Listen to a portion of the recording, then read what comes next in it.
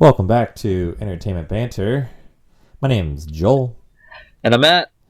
And today's episode, jumping right into it, let's talk about the dumpster fire that is known as Star Wars Episode 9, Rise of Skywalker. Oh, man, you started with this one. Okay. Heck yeah. Well, I say that it's a dumpster fire because it is a... J.J. Abrams is trying to fix everything that The Last Jedi fucked up. Oh, yeah. Force Awakens started off with hope, and then Last Jedi closed that hope into garbage, and then J.J. Abrams lit that shit on fire to see what would happen. And that's what Episode 9 is. And we're going to talk about Episode 9. Again, for all you fans out there, I am not the biggest Star Wars fan. And now I'm saying that phrase now because I guess Mandalorian has made me into somewhat of a curious Star Wars goer. But Episode 9 was...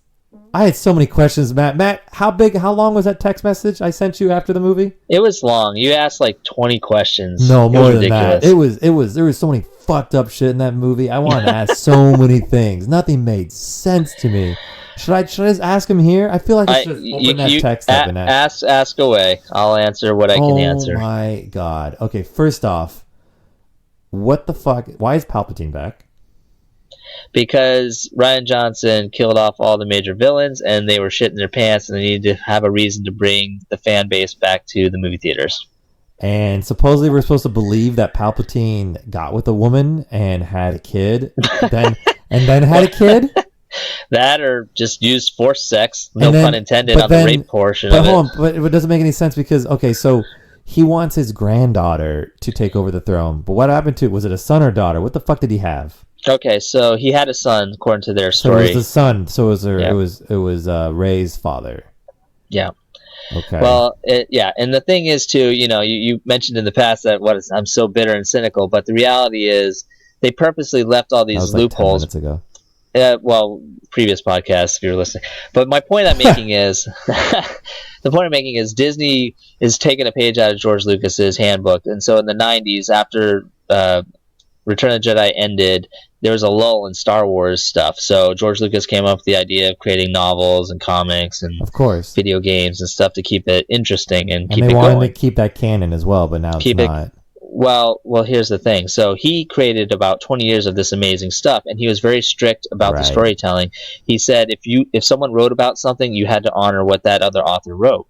And so they did a really good job with that, and he kept everybody in line. Disney buys the property. They say that's now canon. It doesn't exist. Then they fuck up all their movies, canon and then they say that it's in the story. Right. Canon. No, they said it's fodder. They're not using it anymore. Right. And so basically, what happened was after everything started failing with Disney Star Wars, they said, well, you know what? We're going to go back and start honoring the parts that we like or we didn't like. And now Disney's saying that they don't even like what they made, so they're trying to create their own version of what George did in the 90s. So Disney's now saying, we're going to retcon Rise of Skywalker. We're going to write books. Well, they want to sell... It was like a fucking middle finger to the whole freaking franchise. Like, check out this 20 years of material. Oh, but fuck you. Well, they want people to buy the books. If you want to know how Palpatine existed, buy the Disney books. If you want to know so how Disney makes books on that too now? That's what I'm saying. They're going to start all new stuff. So my other questions are like, why? So Rey's the grandchild of Palpatine, but then how is she fucking connected to Kylo Ren? What the fuck is that shit? Like, how are they connected? And then they called it a dyad. It's a writing thing. So basically, they're saying they're like equals in the Force. And then Kylo and then Rey goes and visits Luke.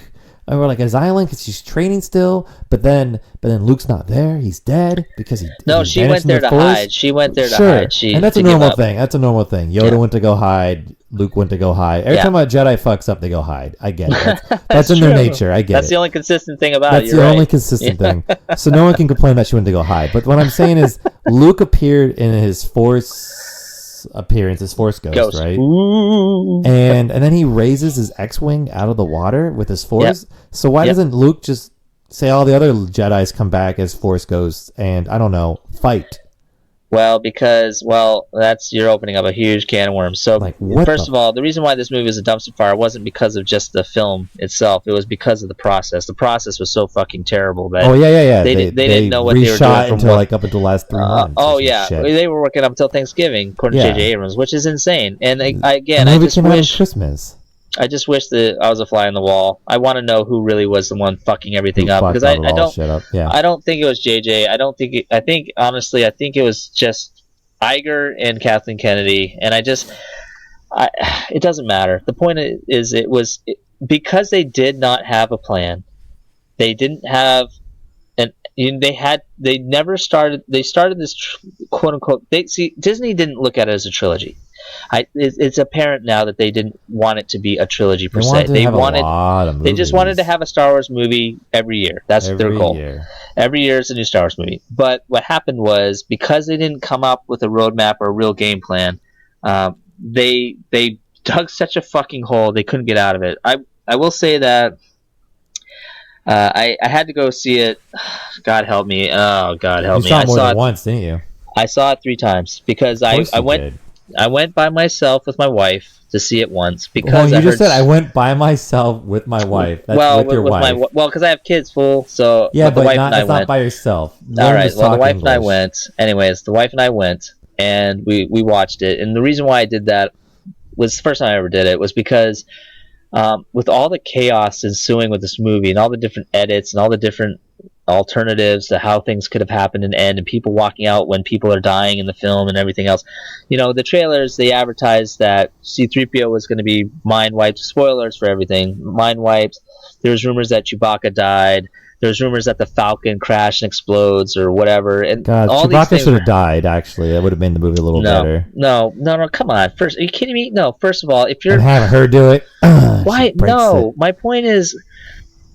A marketing standpoint alone, you'd have to be a fucking moron to kill those characters, because if you have a park at Disneyland, the easiest characters to cast and not have to worry about how they look are people in fucking masks. Yeah. C-3PO, Darth Vader, Chewbacca. So if you open up a fucking land and you kill all the people in masks, now you gotta try to find people who look like Han Solo and Luke and Rey and Finn and Poe. Like, good luck with that. Every kid knows they don't look like those assholes. They do it all the time with the princesses. Oh, I guess the princesses are cartoons. Cartoon.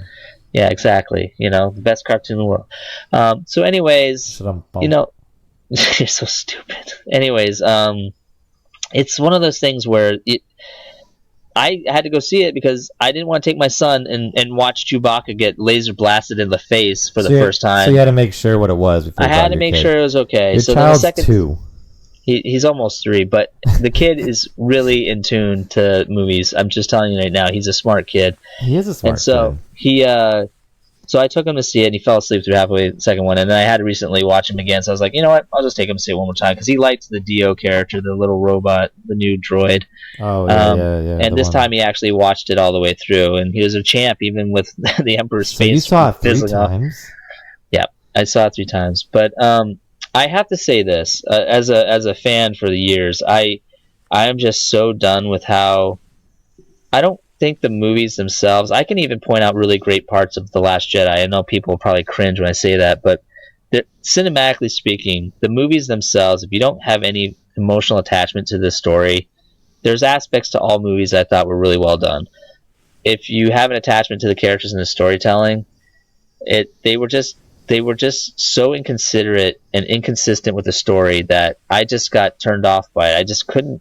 I couldn't stay invested in the story anymore. And this last movie, they were so desperate to just get the box office numbers. They were like... They're re-releasing it in theaters with extra footage now, too. Supposedly. And the plan is to keep adding and adding. There'll be more footage on the Blu-ray release. There'll be more footage on Disney+. Like, it doesn't matter. I was impressed with the footage they had on Carrie Fisher. That was impressive.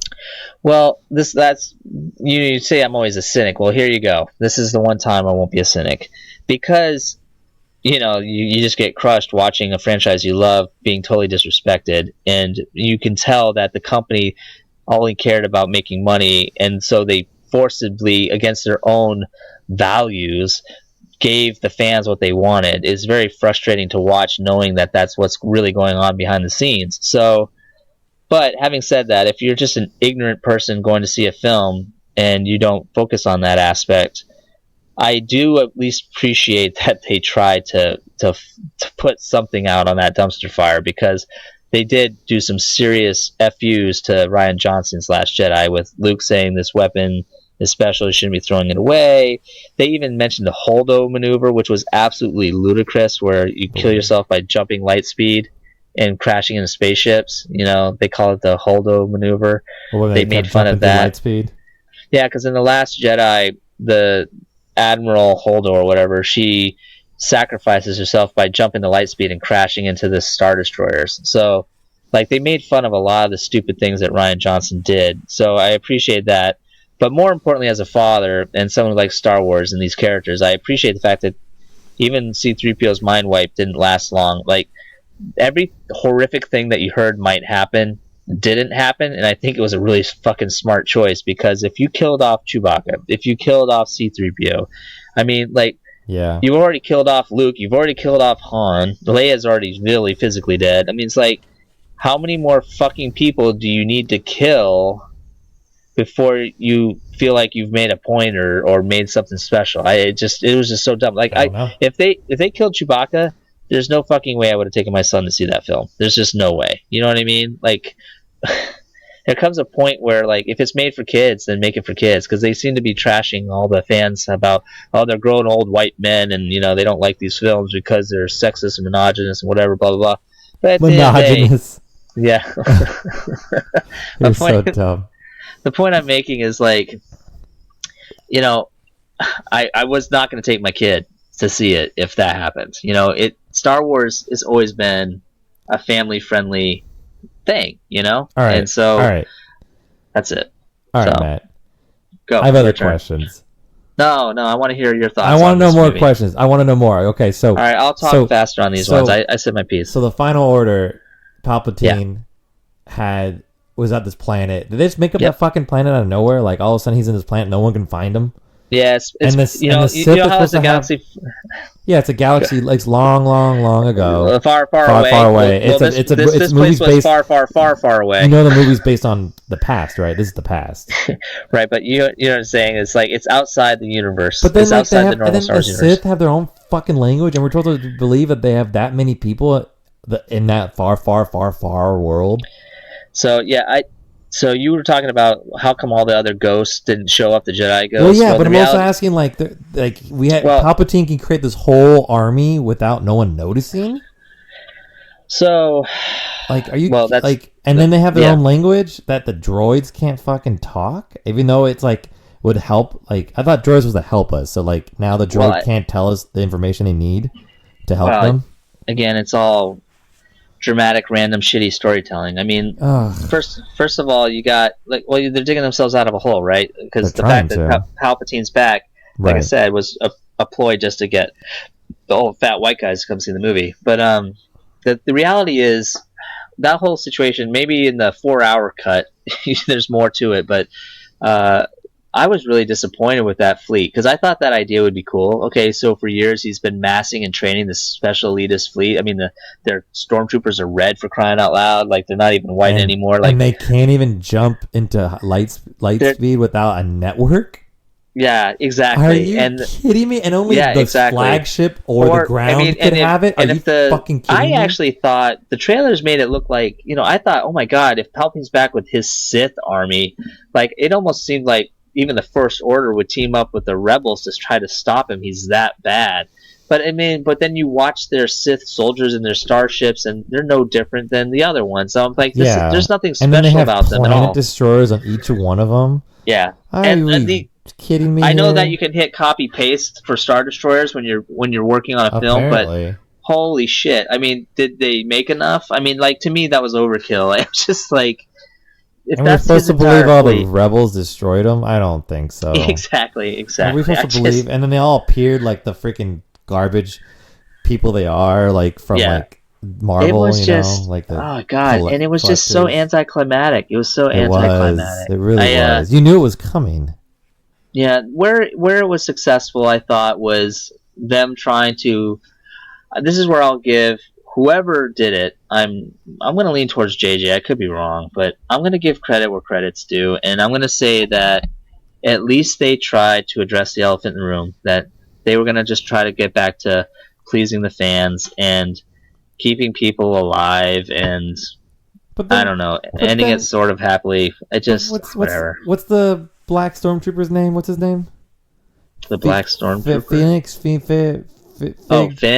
Finn, yeah, Finn. Yeah, Finn's love interest is supposed to be Rey, but then all of a sudden they introduce a new interest in this movie, like to distract him. It goes back to. I don't think she was love interest. It goes back to Ryan Johnson's fuck up. I don't know. Because if you watch The Force Awakens, it's implied that Finn is interested in Rey. Absolutely, and then Ryan Johnson screws it up and tries to bring this Rose shit into it, and then is that who that was in this movie too? No, well, she was in the movie, but she wasn't. She had a smaller role. Okay. But then it looks like JJ picked up right where he left off and was wanting Finn to be the love interest again for Rey. But then Rey, I guess Rey was like Kylo. It's just a weird... Well, you know what's funny too is in our original podcast with The Force Awakens way back when, I said I thought it would be cool. This is before The Last Jedi travesty, but I said in our last podcast with The Force Awakens, I said it'd be really cool if Rey, Finn, and Poe all had Jedi or all had Force-sensitive things, because Poe was that amazing pilot. He could do things no one else could. And Finn could be like the Luke Skywalker type where he's kind of scared, running away, but now he's going to be confident. And if you watch this movie... And that would branch out just from the Skywalkers. It would actually go... Right. But it could have been the 3 new Jedis, like the start of something new. But Han was never... a Jedi. No, he was. Force. No, but it doesn't matter because these are all new characters. They could have done anything. But if you watch this movie, Finn was Force sensitive, just like Leia was in Empire Strikes Back. Like, they were implying that he's going to be a Jedi because he kept saying it multiple times. Like, I have a feeling, and he was right about those feelings, and that's how Leia was. And so I thought that was great. I mean, if they did try to do the Rise of Skywalker, they were doing course correction in it. They definitely made it so that they pleased the fans, but they totally also made it just like anything else, where they started opening doors again, so the possibility of things happening. So Lando says, "Who are you?" to the girl that we barely know, and she says, "I don't know where I'm from." And he's like, "Well, let's find out. Well, there's a spin-off show for Disney Plus, or there's a movie for Disney Plus." And then you have Finn saying he might have Jedi powers. It'd be awesome if they did a movie with Finn or a show with Finn. So, like, those are the types of things that they purposely put those in for Disney Plus or their movies down the road. So part of it, it's hard to watch these movies without being cynical about it, because you're like, oh, here we go, they're planting the seeds for what the next thing. Well, they're trying. Instead of just writing a good damn story, just like how they're just saying, fucking ended let's just try to leave possibilities so we can make more money later. You know? Are you kidding me? How freaking ends? She goes back to Luke's uncle's house on whatever Tatooine, and it's still there. There's no dust. It looks like it's fully intact. And this random person just goes, "I haven't seen someone here in years. Who are you?" "Oh, I'm Skywalker," or "I'm Rey Skywalker," and that's how it ends. Like, fuck you. Well, I think that's what I'm saying. They're already She should have been a Skywalker from the beginning. Well, I don't know how accurate it is, but exactly. Well, and I think JJ, that was the plan, and everybody said it. It should have just been that way. And Snoke should have been more of a character, and it should have been. Well, and Snoke, that was such a cop out too, because they showed like clones of him floating in the tanks. Like the Emperor was just making. He was. Snokes. Yeah. And I'm just like, okay, that's a lame example. I mean, that was their Snoke, sad attempt of explaining garbage character, man. Well, he would have been amazing had Ryan Johnson not killed him off. He would have been that Emperor type. He would have been the new Emperor. Fuck is Ryan Johnson? Who does he think he is? I don't know. But man, you triggering so many things. Oh, you're talking about Rey as a Skywalker. The one thing too that annoyed me about this whole thing about Star Wars, and I don't know if the public made it a thing or Disney tried to make it a thing, but you know how like Twilight movie came out and it was like, Yeah, you know, a vampire versus a werewolf, pick your side, that kind of stuff. Whatever bullshit it is, yeah. Well, I feel Look like at these gorgeous men going for this. Well, they had like Kylo, Kylo and Rey, like they were trying to make it a thing. And at first, I thought there was nothing serious about that because there's never in the history of Star Wars been anything like that. Yes, Leia and Han and Luke had this love triangle, sort of, but it was only because you know what I mean. It was only because they were just trying to build that tension for Han and Leia. That's the only real reason why it existed. And it was so weird. But well, because up until that point, no one knew. No one knew. So you're so dumb. That's Robot Chicken for you. But the but this Kylo Ren thing, like people were really pissed that it didn't happen. Like this love relationship didn't happen. And you think the kiss at the end was forced when he died? No, I would have been okay with them having a relationship. But the thing that bothered me was the fact that, like I said, Finn had feelings for Rey, and I thought that should have been more of an addressed thing, right? And then the idea that, you know, like if it was a thing, it shouldn't have been the driving force for the trilogy. Like, when are they going to get together? It's not fucking Hunger Games. It's not, you know, it's not Twilight. It's Star Wars. You know, it's just it has no place for that there. And because it's just there's just so many things wrong with it. I mean, even in the original trilogy, you know, like all the main characters were in every single movie. They're always in scenes together. After 3 movies, that's the first time we get Rey, Finn, and Poe and Chewbacca in the same cockpit in the Millennium Falcon. It's ridiculous.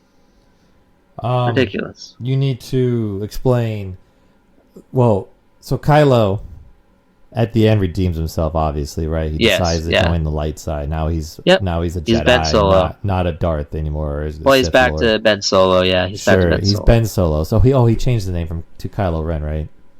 Yes. Freaking weirdo. So how come he didn't vanish at the end?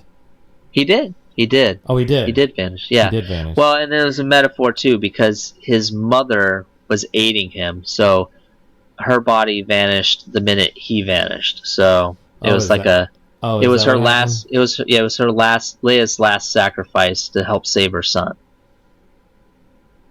She was like aiding him through the Force, so to speak, to bring him back, along with Rey. I thought there was touching moments. I thought the best parts about the film, if you ignore all the stupidness that's been going on with this trilogy, is I do appreciate the sentimental moments. I thought this movie had more sentimental moments. The relationship between Ben and Rey. I liked how she said that I did want to take your hand, Ben's hand. I thought that was a touching moment, you know. But I don't know. It just for an epic ending, it didn't seem very epic. The whole movie seemed like it was dragging, to be honest. When I got out of that theater, I'm like, what the fuck did I just watch? And I know it was a continuation of the last story, and it felt like it was a continuation. That's the one good thing. At least it felt like it was a continuation. But at least in the end, it still left you with a lot of... Like, I had a lot of questions. I mean, I'm still, like, asking questions like... So, in all the flashback, apparently she had a blue lightsaber, but all of a sudden, a green one, but all of a sudden he has a blue one. I'm confused. Like, well, I know you said it was a training one, but they don't explain that shit. Well, they make it like Disney novels. This is Leia's lightsaber. Like, all right, well, it was green in the last film. So someone who hasn't seen all that shit and they're watching the movies from day one, they're like, well, it was green, and now it's blue. What is that not Leia's lightsaber? See, you see the confusion there. There's nothing there. There's no filler there. There's no filler. Like, you're just assuming a nerd next to you is going to go. It goes back to training lightsaber, and that's actually her real lightsaber. Well, like, there's go back and read the Marvel comics, right? Give Disney more money. Go read the Marvel comics that explain that story. Marvel comics? Yeah. Disney owns Marvel. Yeah, why did you bring up Marvel comics? We're talking about lightsabers. Because Disney's Star Wars is under Marvel Comics. They have Star Wars comic books. Oh, I see. So if you want to learn that story, you have to pay Disney more money. You just can't. Well, I mean, people that read the comics know. Look, man, I can't handle your Marvel. Well, that's what it is. Marvel. It's under The Star Wars umbrella. books are It's under yeah, it's umbrella under of the Marvel. umbrella of Yeah. Marvel. I get it. Comics are Right. under. Yeah, I get it. I gotcha. Okay. I thought the soundtrack score was okay. It's interesting. The trailer music actually, once again, was better than some of the music in the original movie, which was bizarre, but whatever. Um, yeah, I don't know. Do you have any other comments about? Is there anything that you liked about it? Um.